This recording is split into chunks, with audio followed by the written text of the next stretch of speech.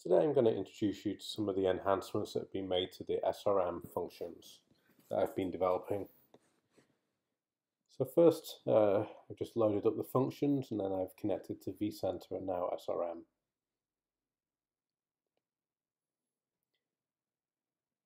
So it looks like our connection has been successful.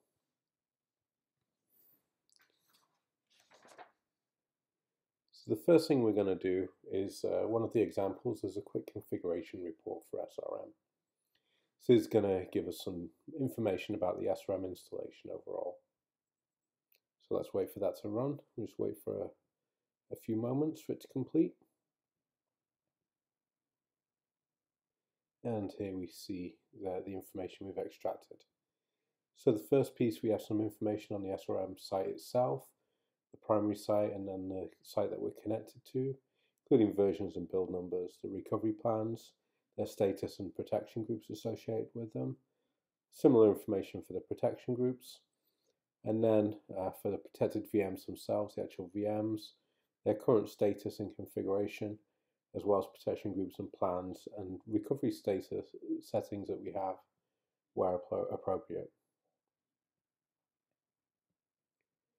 So next, let's talk about how we can change some of those recovery settings. So first of all, we're going to get some information about the recovery plans and VMs. So first, we're going to get a reference to the first recovery plan, which is the Anaheim recovery plan.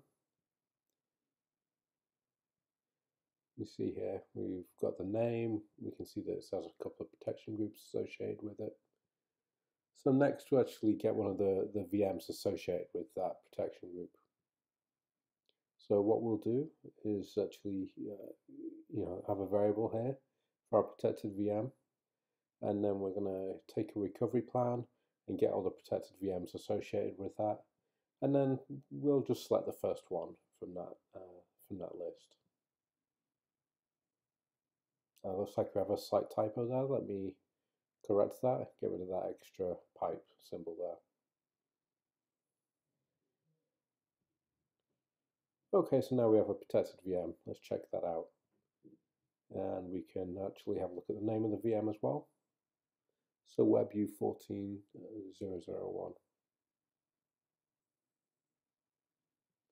Okay, so the next thing we'll do is actually have a look at the recovery settings for this VM. So this is one of the new capabilities that was introduced in SRM 5.8. So we'll create a variable to hold those recovery settings. And then this example function, we're going to take the protected VM and pipe that through to get recovery settings and specify a recovery plan. In this case, the Anaheim recovery plan that we stored in the RP variable. Let's give that a whirl and have a look at that recovery settings variable.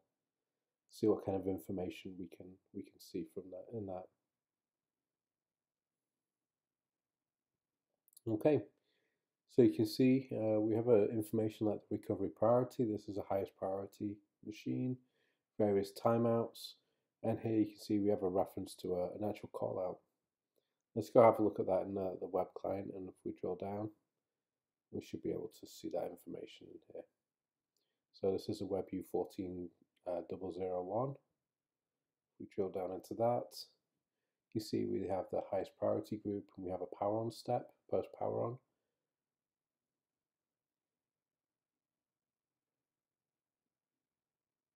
So this is just a standard Linux script that we're running.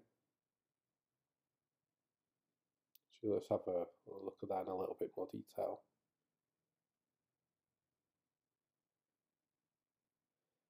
So we'll clear those values so we can edit them. And let's have a look at how that affects the output of the PowerCLI script.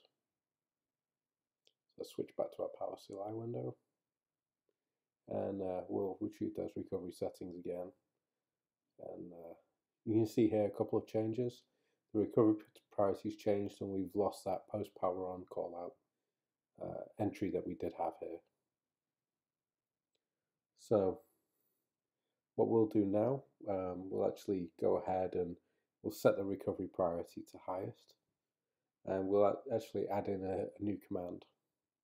So you can see how to make that modification on the command line.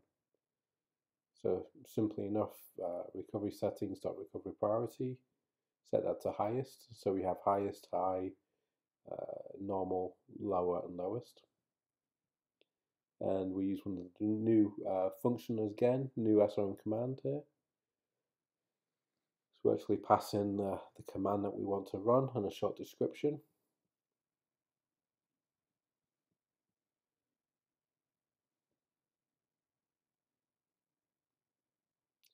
So the description just allows us to see it in the user interface. And then we'll also set a flag to say that this will be run on the recovered VM itself. Let's just finish the description and add that flag. There we go. So now we've created a new command object and we want to associate that with the recovery settings.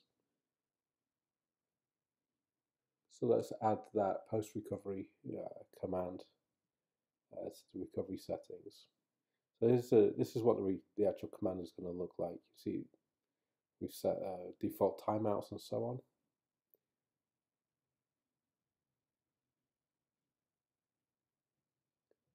So to add it as a post-recovery, we're just going to pass in a few variables here. This recovery settings we're going to add it to, and the actual command object.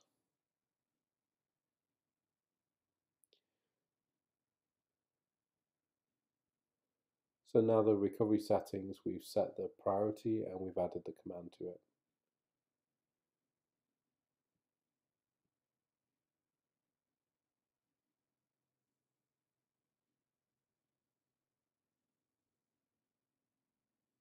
So we can see the details here. Now we just need to actually go and save this and actually set these values on the server. So again, we pass in the virtual machine we care about, the recovery plan, and actually the reference to these newly updated recovery settings. And that looks like it's been successful. Let's go and drill back down into the user interface here.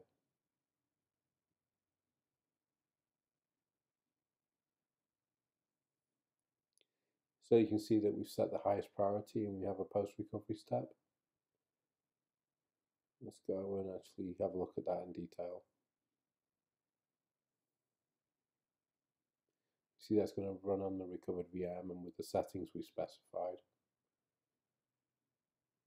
Let's just refresh this list as well. And we can see that yes, the priority is updated here also.